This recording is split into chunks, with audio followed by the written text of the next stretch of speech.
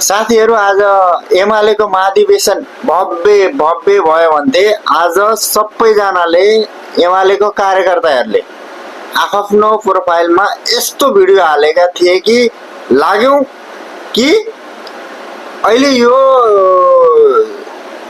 नेपालमा सबैभन्दा पावरफुल र समर्थन गर्ने एमाले नै जस्तो लाग्थ्यो।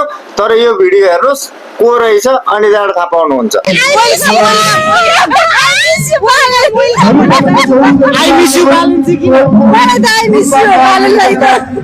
प्रधानमन्त्रीमा बालेनलाई देख्न चाहनुहुन्छ कि केपी ओलीलाई रविलाई मलाई पनि अब बालेन र उनी चाहियो रवि नै चाहियो।